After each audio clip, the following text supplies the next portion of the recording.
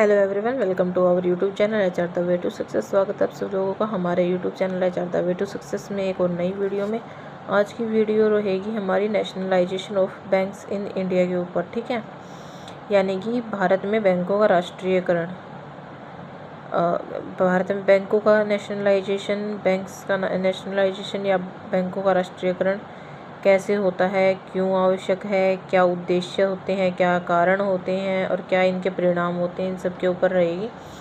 तो आइए ज़्यादा टाइम वेस्ट ना करते हुए वीडियो को स्टार्ट करते हैं। चलिए, बैंकों के राष्ट्रीयकरण का अर्थ यानी कि नेशनलाइजेशन ऑफ बैंक्स का मीनिंग क्या है। बैंकों का राष्ट्रीयकरण होता है, ठीक है, जो कि निजी बैंकों के स्वामित्व, निजी बैंकों के ओनरशिप और नियंत्रण को सरकार के अधीन कर देना होता है। तो सबसे पहले हमें देख लेते हैं कि नेशनलाइजेशन ऑफ बैंक्स क्या होता है।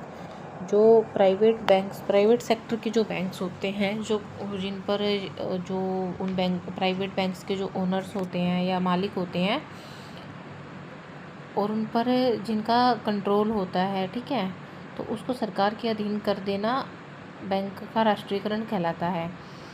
अब सपोज करो कि कोई बिजनेसमैन है जिनका कोई प्राइवेट बैंक है, ठीक है, अगर उसकी ज़्यादा सेल हो रही है, ज़्यादा अमाउंट है, तो उसको उसके ओनर द्वारा उसका जो कंट्रोल है उस बैंक को, वो सरकार के अधीन कर देना बैंक्स का राष्ट्रीयकरण कहलाता है। इससे संबंधित बैंक एक सहकारी क्षेत्रीय इकाई, एक पब्लिक सेक्टर एंटाइटी के रूप में कार्य करने लगते हैं। तो पहले वो निजी बैंक होता है, प्राइवेट बैंक होता है, फिर जब वो सरकार के अधीन आ जाता है, यानी कि जब उस बैंक का नेशनलाइजेशन हो जाता है, उस बैंक का राष्ट्रीयकरण हो जाता है, तो फिर वो बैंक एक सरकारी क्षेत्रीय इकाई के रूप में कार्य करने लगता है। वो एक सरकारी बैंक, सरकारी शाखा के रूप में कार्य करने लगता है। बैंक राष्ट्रीयकरण के साथ ही भारतवर्ष में की सामाजिक तथा आर्थिक विकास की दिशा उन्नत करने वाले एक नए पर्व की शुरुआत करती है, ठीक है। जब बैंकों का राष्ट्रीयकरण हो जाता है, तो बैंक से जब सरकारी हो जाते हैं, तो वहाँ से एक सामाजिक और आर्थिक विकास की दिशा उन्नत होने लगती है, ठीक है।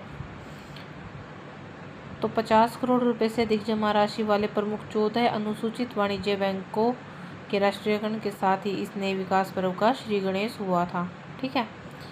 14 बैंकों का राष्ट्रीयकरण हुआ था, जिसके साथ इस नए विकास पर्व का श्री गणेश यानी कि शुरुआत हुई थी। 1 अगस्त 2025 तक भारत के वाणिज्यिक बैंकिंग क्षेत्र में 12 सार्वजनिक क्षेत्र के बैंक पीएसबी, 21 निजी क्षेत्र के बैंक पीवीबी, 28 क्षेत्रीय ग्रामीण बैंक आरआरबी, 24 विदेशी बैंक एफबी,